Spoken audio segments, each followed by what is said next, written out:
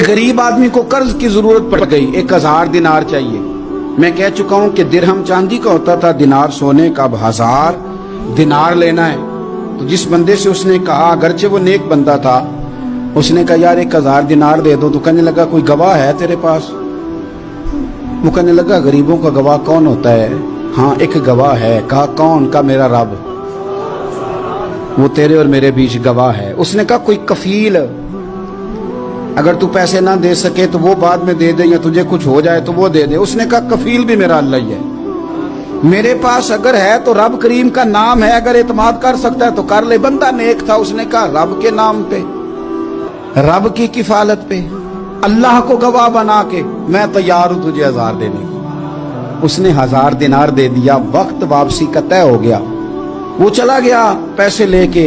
उसने पूरी मेहनत की कि मैंने वक्त पे पैसे लौटाने, पूरी मेहनत भी कर ली, अल्लाह ने मदद भी कर दी, पैसे भी उस तारीख को उसे मिल गए। बाद लोगों का तो लौटाने का दिल ही नहीं ना होता।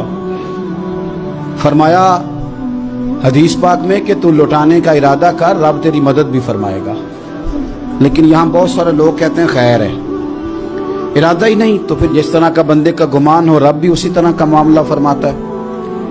उसने पैसे जमा भी कर लिए और वापस देने को तैयार भी हो गया, लेकिन रास्ता बहरी जहाज का था, कश्ती का था, दरिया के रास्ते वापस आना था। अब वो जब आ गया दरिया के किनारे तो बड़ी कोशिश की, पर वहां उसे कोई कश्ती नहीं मिली।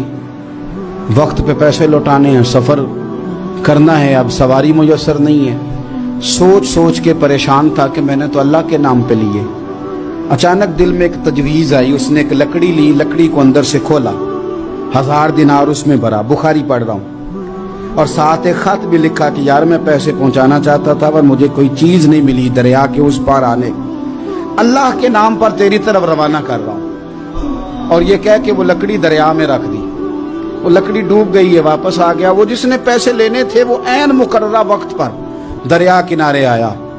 सुबह से सरे शाम तक उसने इंतजार किया। दिल ढलने लगा तो दिल में ख्याल आ गया कि यार नहीं, उसने देने ही नहीं, झूठा वादा कर गया, पहुंचा ही नहीं वक्त पे।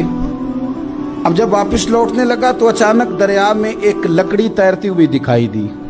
कहने लगा ले जाता हूं, शाम को रोटियां पकाने के काम आएगी, ईंधन बना के जला लूंगा, हंडिया पक जाएगी। लकड़ी उठा के जलाने के लिए घर लाया। गुमान था कि वो नहीं आया वादा करके। अल्लाह को कफील और वकील बना के और गवाह बना के फिर भी नहीं आया। लकड़ी लेके घर गया, बुखारी है।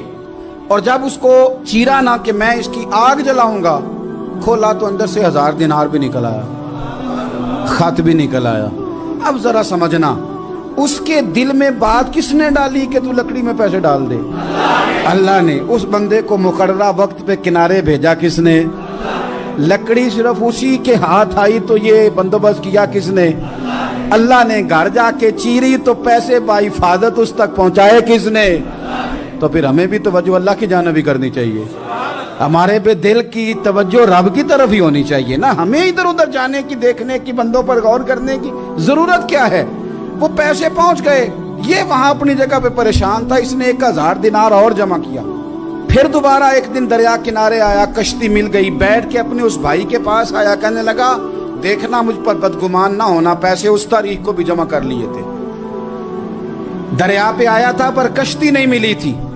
फिर मैंने ना लकड़ी में डाल के, खत डाल के तेरी तरफ भेज भी दिए थे, लेकिन आज मैं फिर लेके आ गया हूं। वो कहने लगा खुश हो जा, जिस रब को तूने मेरा और अपना गवाह बनाया था उस रब ने मेरे तक पहुंचा भी दिए हैं। जब लोग अल्लाह को गवाह बनाते हैं, रब की जानिब अपनी तवज्जो करते हैं, अपनी चाहतों, ख्वाहिशात और अपनी सारी चिट्ठियां अपने रब करीम की रहमत की तरफ रवाना करते हैं, फिर अल्लाह अपने बंदों को मायूस नहीं करता। अल्लाह अपने बंदों को नवाज देता है।